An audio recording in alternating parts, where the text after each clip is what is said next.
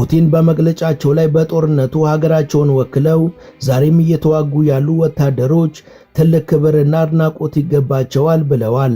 በተለይ በአሁኑ ሰዓት የዩኒቨርሲቲ ተማሪዎች ሳይቀር የሀገሪቷን ጦር ሰራዊት ለመቀላቀል ፍላጎት ያላቸው ቢሆንም እኛ ግን አልፈቀድንላቸውም ብለዋል።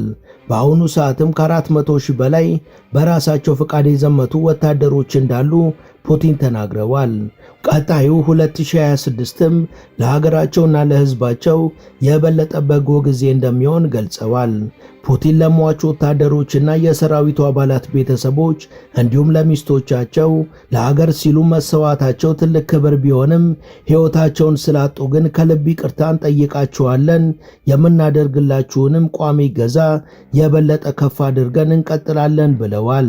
በጋዜጣዊ ኮንፈረንሱ ላይ የኤንቢሲው ጋዜጠኛ ትራምፕ ያቀረቡት የሰላም ሐሳብን የማይቀበሉ ከሆነ በቀጣዩ 2026 ዓመት ለሚገደሉ የሩሲያ ወታደሮች ኃላፊነቱን ይወስዳሉ ወይ ተብለው ለቀረበላቸው ጥያቄ ፑቲን የሚከተለውን ምላሽ ሰጥተዋል።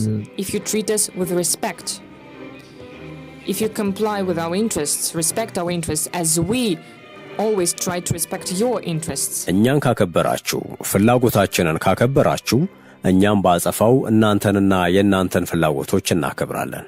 ግን እኛን ለማታለልና ለማጭበርበር ከሞከራችሁ ማጸፋው የከፋ ይሆናል። ኔቶ በምስራቅ አውሮፓ እንዲስፋፋና እንዲያወድም አድርጋችሁ ዓለምን እንደሸወዳችሁ እኛንም ለመሸወድ ከሞከራችሁ ምላሻችን የከፋ ይሆናል።